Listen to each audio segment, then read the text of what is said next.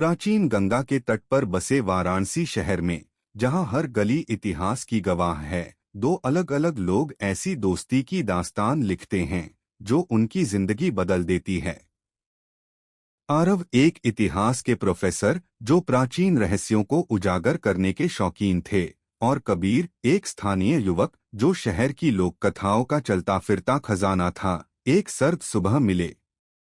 आरव जो राजा विक्रमादित्य और उनके छिपे खजाने पर शोध कर रहे थे, और भी कई पुरानी कथाओं तथा पुराने छुपे हुए खजाने की खोज में रुचि रखते थे, एक दिन एक दुकान वाले से इस सब के बारे में बात कर रहे थे। आरव के पास हमेशा कुछ न कुछ रहस्यमयी पुस्तकें, नक्शे और पुरानी चीजें होती, जिनके बारे में वह अक्सर बात करते रहते थे। कबीर जो पास ही बैठकर चाय पी रहा था, उनकी बातों में रुचि ले बैठा। वह चुपके से उनकी बातें सुन रहा था और उनमें गहरी दिलचस्पी दिखा रहा था। कबीर जो खुद स्थानीय लोक कथाओं का बड़ा जानकार था, उसने आरव से दोस्ती करने की बात कही। उसकी बातें आरव को पसंद आ गई। दोनों के बीच एक अजीब सा आकर्षण था, जैसे वे एक दूसरे को कुछ अलग ढंग से समझने लगे थे। एक दिन कबीर ने आरव से कहा, अगर आप चाहते हैं कि मैं आपको पुराने खजाने के बारे में कुछ और बताऊं, तो हमें साथ मिलकर कुछ काम करना होगा। आरव ने उसकी बात को गंभीरता से लिया और दोनों ने मिलकर एक यात्रा पर जाने का फैसला किया। कबीर और आरव की यात्रा शुरू हुई और दोनों पुराने खंडहरों और भूले बिसरे पुस्तकालयों में खो गए। आरव किताबें, नक्शे और औजार लेकर आते, जबकि कबीर अपनी कहानियों और लोक ज्ञान से योगदान देता। कबीर को उस शहर के हर कोने का और उसकी लोक कथाओं का गहरा ज्ञान था, जिससे उसे हर जगह कुछ नया ढूंढने की संभावना महसूस होती थी। वहीं आरव अपने गहरे इतिहास के ज्ञान से कुछ नया उजागर करने के लिए लगातार मेहनत कर रहे थे।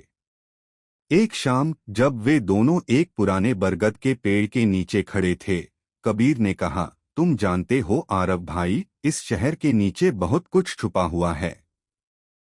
कभी कभी लोक कथाएं सिर्फ कहानियां नहीं होती, बल्कि उनमें कुछ सच्चाई भी होती है। आरव ने सिर झुकाकर कहा, हाँ, मैं जानता हूँ कबीर, मुझे पूरा यकीन है कि इस शहर में छुपे हुए खजाने और रहस्यों के बारे में बहुत कुछ है। तभी कबीर की नजर एक पुरानी शिलालेख पर पड़ी, जो बरगद के पेड़ की जड़ में दबा हुआ था। उस शिलालेख को देखकर कबीर ने कहा, यह कोई साधारण शिलालेख नहीं है, इसमें कुछ गहरी बात छुपी हुई है। वह शिलालेख लेकर वे दोनों घर लौट आए। कबीर ने अपनी लोक बोली की समझ से उस शिलालेख का अनुवाद किया और पाया कि उस पर लिखा था, समय की सीढ़ियों के नीचे खजाना छुपा है।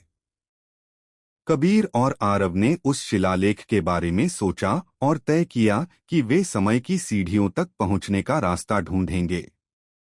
उन्होंने शहर के पुराने मानचित्रों और कबीर की लोक कथाओं को ध्यान में रखते हुए खुदाई शुरू की। कई हफ्तों तक वे भूमिगत रास्तों में सफर करते रहे, गुप्त प्रतीकों का अनुवाद करते रहे और कई बार गिरते सुरंगों से बच निकलने के रोमांचक अनुभवों से गुजरे। समय के साथ उनकी दोस्ती और भी गहरी होती गई। शुरुआत में जो दोस्ती महज एक साझा शौक पर आधारित थी, वह अब एक मजबूत और अडिग बंधन बन गई थी। कबीर की स्थानीय ज्ञान और आरव के ऐतिहासिक दृष्टिकोण ने उन्हें हर चुनौती से पार लगाने की ताकत दी। अंततः कई महीनों की मेहनत के बाद वे दोनों उस जगह तक पहुंचने में सफल हुए, जहां शिलालेख ने संकेत दिया था। यह एक प्राचीन रंगभूमि थी, जो शहर के नीचे छुपी हुई थी। जब उन्होंने वहां पहुंचकर खोजना शुरू किया, तो उन्हें वहां कोई सोना चांदी नहीं मिला, जैसा कि वे सोच रहे थे। लेकिन जब उन्होंने उस जगह की गहराई में जाकर खुदाई की, तो वे हैरान रह गए। उन्हें ताड़पत्रों पर लिखी पांडुलिपियां मिलीं, गुप्तकाल के युग की कविताएं, विज्ञान और कला से संबंधित गहरी बातें। आरव इन पांडुलिपियों को देखकर बेहद प्रसन्न हुए। वह जानते थे कि यह उनके इतिहास के शोध के लिए बहुत महत्वपूर्ण सामग्री थी। दूसरी ओर कबीर स्तब्ध था। वह सोच रहा था कि इस खोज में जो कुछ भी मिला वह सोने या चांदी से कहीं अधिक मूल्यवान था। यह ज्ञान और कला का खजाना था। कबीर ने आरव से कहा, यह वह खजाना है जिसे हम दोनों ढूंढ रहे थे। यह सब सोने से कहीं ज्यादा महत्वपूर्ण है।